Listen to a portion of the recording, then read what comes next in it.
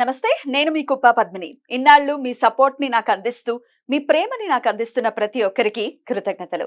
ఇప్పుడు చూడబోతున్న ఈ వీడియో కూడా ఖచ్చితంగా మీకు ఉపయోగపడుతుంది. లైక్, షేర్ అండ్ సబ్స్క్రైబ్ చేసి మీ ఇష్టాన్ని అలాగే మీ సపోర్ట్‌ని నాకు అందించండి. అలాగే ఈ వీడియో పట్ల మీ అభిప్రాయాన్ని కామెంట్ సెక్షన్‌లో కామెంట్ చేసి నాకు తెలియజేయండి. నమస్తే. నమస్తే. Welcome to our channel. నేను పద్మిని. ప్రస్తుతం మనతో పాటు ప్రముఖ ఆధ్యాత్మికవేత్త, వాస్తు జ్యోతిష పండితులు కేఎస్ఆర్ గారు మనతో పాటు ఉన్నారు. మాట్లాడదాం. సార్ నమస్తే సార్. ఎలా ఉన్నారు సార్? ముందుగా మీకు తొలి ఏకాదశి శుభాకాంక్షలు. మన ప్రేక్షకులందరికీ కూడా శుభాకాంక్షలు. తర్వాత వస్తుంది వీడియో, కానీ ఈ రోజు తొలి ఏకాదశి కదా. ఇంతకీ మీ అరుణాచల ప్రయాణం ఎలా జరిగింది?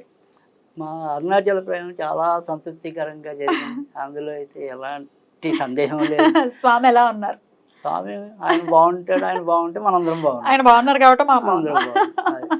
ఆయన చక్కగా చిద్విలాసంతో వాళ్ళందరినీ పర్యవేక్షిస్తూ ఉంటారు. చాలా బాగుంది. అరుణాచలం చాలా చాలా ఆనందాన్ని ఇచ్చింది. గిరి ప్రదక్షిణ చేశారా? గిరి ప్రదక్షిణ కూడా చేశాం. సుమారు 5.25 గంటలు పట్టింది. అద్భుతం. చాలా చాలా సంతోషం. కంగ్రాచులేషన్స్. స్వామి దర్శనం అవటం, ఆయన పర్మిషన్ రావటం అంటే అంత ఆషామాషి విషయం కాదు. కొంతమంది అద్భుతమైనటువంటి ప్రవచనకారుల పుణ్యాన అది ఎంతటి ప్రాచుర్యాన్ని పొందుతూ ఉంది. అందరూ ఆ పుణ్యాన్ని సముపార్జించుకుంటున్నారు, స్వామి దర్శనం చేసుకుంటున్నారు. అందులో ప్రప్రథములు చాగంటి కోటేశ్వరరావు గారు. వారికి ఖచ్చితంగా కృతజ్ఞతల్ని తెలియజేయాలి. ఎందుకంటే దానికి అంత ప్రాచుర్యాన్ని, ఆ ప్రాశస్త్యాన్ని ప్రాచుర్యాన్లోకి తీసుకొచ్చినందుకు. ఇప్పుడు అందరూ కూడా అక్కడ అనుకుంటున్నది అదే, ఇంకొద్ది సంవత్సరాల్లో ఇది మరో తిరుపతి అయినా ఆశ్చర్యపోక్కర్లేదు అని. అవ్వాలి. ఎందుకంటే శని ఆదివారాలు పోటెత్తుతున్నట్ట జనాలు. తర్వాత పౌర్ణమి నాడు కూడా బాగా జనాలు వస్తారు. సో అదేగా మంచిదే. తిట్టుకునే వాళ్ళు తిట్టుకుంటారు. అంటే వాళ్ళు ఎంత ఇంకా ఇట్లాంటి స్వభావం అర్థం కాదు. అందరూ స్వామికి చేరువవ్వాలి అని అనుకోవాలి కదా. మేము అక్కడ స్వామికి మనం చేరుకోవటం అనేది ఓకే, అది మంచి ఉద్దేశమే. కాకపోతే జనాలకు వచ్చే బాధ అనుకోండి, లేదా భయం అనుకోండి, వాళ్ళు మనకేమంటాం, దేవుణ్ణి దగ్గర చేసినందుకు ఆనందం అందరికీ ఉంది, కానీ మరీ వాణిజ్య ప్రదేశం అయినా కూడా కొంత ఇబ్బంది పడతాం కదా. సో ఇప్పుడు ఏమంటాము, ఇవాళ రోజు మీరు చూస్తే నాకు నిజంగా చెప్తున్నా, కాశీలో పోలిస్తే, తిరుపతితో పోలిస్తే మీకు ఇక్కడ డబ్బు పరంగా అయ్యే ఖర్చు చాలా తక్కువ. తర్వాత రెండోది మీరు గమనించారా, మన వైపు ఉండే ఏదైనా సరే ఇక్కడ ఈ దేవాలయాల్లోకి వచ్చేప్పటికి పెద్దానికి ఎంతో కొంత, ఇప్పుడు సపోజ్ మనకు ఒక ఏమంటాం, పూజారి యొక్క బాధ్యత ఏంటి, కంపల్సరీ మన నెత్తి మీద శటగోపం పెట్టడం అనేది ఒక పద్ధతి. సో అవకాశం ఉంటే తీర్థం ఇవ్వటం అనేది ఒక పద్ధతి. కానీ ఇవాళ చాలామంది పూజారులు ఎలా ఉంటారు, మనం 10 రూపాయలు వేస్తాం అనుకుంటేనే వాళ్ళు ఇవ్వటం అనేది ఉంటుంది. ఇక్కడ నాకు అరుణాచలంలో మాత్రం మనం ఈ గిరి ప్రదర్శన చేసేప్పుడు ఇంచుమించు మనకు వచ్చే ఏవైతే ఇవన్నీ ఉన్నాయో, ఈశాన్యలింగం అనుకోండి, కుబేరలింగం అని ఇవన్నీ ఉంటాయి కదా, వీటిలో మీరు ఎక్కడికి వెళ్ళినా కానీ, అంటే ఈవెన్ పెద్ద గుడుల్లోకి వెళ్ళినా కూడా, అమ్మవారి గుళ్ళు అయితే మీకు కంపల్సరీ మనం వేసిన డబ్బులు వేయకపోయినా కుంకుమ వేస్తారు చేతుల్లో. తర్వాత ఈ ఏవైతే లింగాల దగ్గరికి వెళ్తామో అక్కడ కంపల్సరీ మీకు విభూతి వేస్తారు. అలాగే 10 రూపాయలు వేస్తే మీరు అడిగినా అడగకపోయినా విభూతి పొట్లం ఇస్తారు. అంత క్రమశిక్షణగా మరి మన వైపు ఉంటాయా అంటే ఏమో నాకు ఎందుకని, నేను అంటే ఉన్నది ఉన్నట్టు మాట్లాడటం నాకు అలవాటు. మనుషుల ఏమంటే ప్రవృత్తి, అది ఏం చేస్తాం, దాన్ని మార్చలేం కదా. అయినప్పటికీ దానికి అంటే నేను అనేది ఏమంటున్నానంటే, ఇటు ఏమంటాం, ఇటు ప్రశాంతత అనేది ఓకే, అది ఖచ్చితంగా చాలా అద్భుతమైన ప్రశాంతత. అయితే దాంతోపాటు ఇంకా కాస్తంత ఒకంత ఈ వాణిజ్య విలువ అనేది కొద్దిగా తక్కువ ఉంది అనుకుంటున్నాం మిగతా వాటితో పోలిస్తే. సో ఇప్పుడు మనం ఏదైనా సరే ఒక తిరుపతికి వెళ్తే అది వేలకి వేలు అనేది ఉంది. అంటే మనుషులు చేస్తారు అలా. ఇక్కడ మనకి ఏదైనా సరే ఒక శీఘ్ర దర్శనం అయితే మహా అయితే 150 రూపాయలు నేను చదివినంత వరకు అక్కడ. సో శివయ్య సులభుడండి. శివయ్య ఉన్న ప్రాంతాలు అంతే. అలాగే అది నేననేది ఏంటంటే, మనుషులు అంతేనా పెరగనివ్వండి, కానీ ఆ డబ్బు విలువ కూడా అలాగే ఉన్నప్పుడు అది మరింత మహద్భాగ్యం అవుతుంది నా ఉద్దేశం. సామాన్యుడికి కూడా ఇప్పటికీ అందుబాటులో ఉన్నారు ఇక్కడ దేవుళ్ళు అంటా నేను.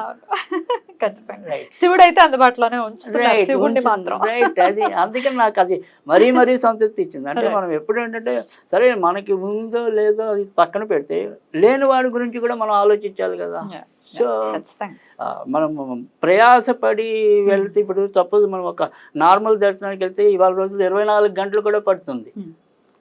అంత ఇబ్బందికరమైన పరిస్థితుల్లో మనం ఉన్న ఒక దేవుణ్ణి చూసుకోవడానికి. సో కానీ ఇక్కడ మీకు ఆ రకంగా చూసినప్పుడైతే కనుక నాకు చాలా సంతృప్తి ఇచ్చింది. అంతవరకు నేను మాట్లాడతా. కానీ నేనుగా చెప్పాలంటే కనుక మీరు చెప్పినట్టు ఈ చాగంటి కానీ మన నండూరు కానీ వీళ్ళందరూ కూడా దీనికి చాలా చక్కటి ప్రాచుర్యాన్ని కల్పించారు. తెలియని విషయాలు ఎన్నో కూడా మనకి అద్భుతంగా తెలియజేశారు. కనుక ఖచ్చితంగా వాళ్ళని మనం అభినందించాలి, పెట్టవలసింది. ఖచ్చితంగా ఇదంతా కూడా ఆ శివ ఆజ్ఞతో జరిగినటువంటి విషయం. శివాజ్ఞ లేకపోతే చిన్న చీమ కూడా కుట్టదు అన్నప్పుడు ఆ ప్రాచుర్యాన్ని ఎవరు తీసుకురాగలరు? సమిధల్లాగా వాళ్ళని వాడుకున్నాడు శివయ్య అని అనుకోవాలి తప్ప. అందరూ రావాలి ఆయన చెంతకనే శివుడు అనుకున్నాడు కాబట్టి అది జరుగుతోంది. వెళ్ళాలి, అందరూ వెళ్ళాలి కూడా. నేనైతే తప్పకుండా వెళ్ళమనే చెప్తాను. మరి ఖచ్చితంగా వెళ్ళండి. అది మనకి పాత రోజుల్లో ఒక సామెత ఉంది, మన గాంధీ గారి, తిరిగిన చొక్కా అయినా వేసుకో కానీ ఒక గ్రంథం పుస్తకం కొనుక్కోని. అలాగే నేను మీరు ఎంతైనా అవస్థపడండి కానీ అరుణాచలం మాత్రం వెళ్ళండి. సూపర్, అదిరిపోయింది ఇది. ఖచ్చితంగానండి. గిరి ప్రదక్షిణ విషయంలో మాత్రం రకరకాల భయాలు ఉంటాయి. అయ్య బాబాయ్ మేము నడవగలమా, కొంత ఏమైనా ఇబ్బందులు ఉంటే, ఏదైనా ఆరోగ్య సమస్యలు ఉన్నా, కొంత ఒళ్ళుగా ఉన్నా మేము నడవగలమా అని భయపడిపోతూ ఉంటారు. ఈ భయాల నుంచి ఎలా బయటపడాలంటారు? అంటే అసలు భయం అనేది నిజంగా అయితే ఉండదు. అంటే నేను ఎప్పుడు కూడా చెప్తాను ఒకటే, మనిషిలో సంకల్ప బలం అనేది ఉంటే ఆ శివుడే మనని తీసుకెళ్ళిపోతాడు. సో మీ సంకల్పంలో ఊగిసలాట ఉన్నప్పుడు మాత్రమే ఆ రకమైన ఇబ్బంది రావటం అనేది ఉంటుంది తప్ప, మన సంకల్పం గట్టిదైతే వచ్చాను ఖచ్చితంగా ఆ దేవుడే మోసుకెళ్ళిపోతాడు. మీరు ఊరికే నడుస్తున్నామని మీ భ్రమలో మీరు ఉంటారు అంతవరకే. సో అది మధ్యలో నేను చెప్పాలంటే చిన్న ప్రమాదవశాత్తు నేను పడ్డాను.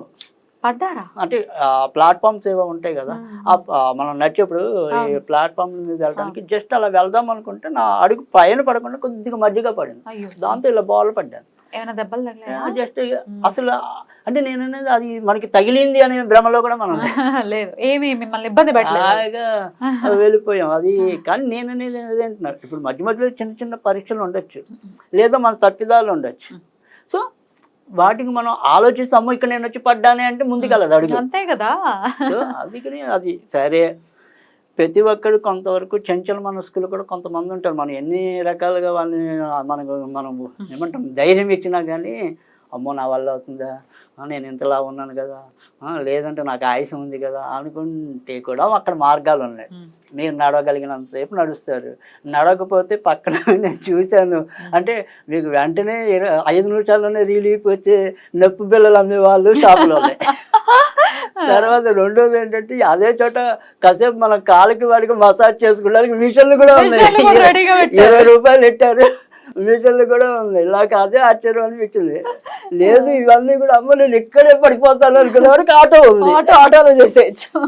అప్పుడు ఆ చక్కగా ఆటోకి పుణ్యం. ఇంకా భయం దేనికి?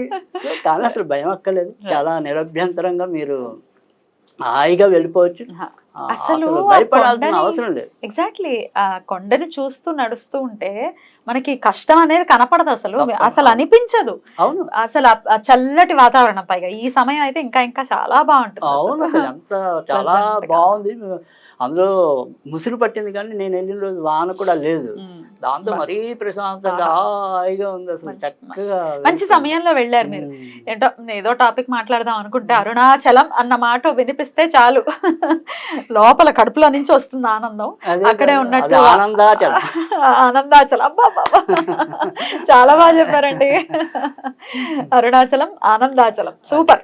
ఆనందాన్ని అనుభవించాలంటే వెళ్ళాలి. రమణాశ్రమానికి వెళ్ళారా? అది మొదటి రోజు మొదటి రోజే వెళ్ళింది రమణాశ్రమం. అదే రోజు సాయంకాలం కూడా గిరి ప్రదర్శన అయింది, ఇంకోసారి గిరి ప్రదర్శన అయింది.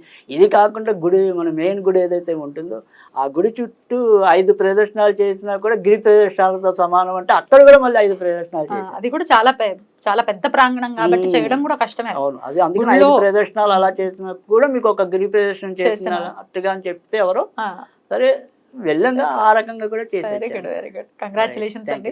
నెక్స్ట్ ఎపిసోడ్ లో మన టాపిక్ గురించి మాట్లాడుకుందాం. మనమైతే ట్రైన్ గురు పౌర్ణమి, అంటే గురు పౌర్ణమి అనేది ఎలాగో ఉంది కాబట్టి మనం అక్కడ రమణ మహర్షి అంత పెద్ద గురువు, మంచి గురువు ఎవరు ఉండరు. గురు పౌర్ణమికి అతీతంగా వెళ్తున్న సబ్జెక్ట్ అయితే కాదు. కరెక్ట్. అయితే నెక్స్ట్ ఎపిసోడ్ లో గురు పౌర్ణమి గురించి విశేషంగా మాట్లాడుకుందాం. రైట్ అండి, thank you so very much. నమస్తే.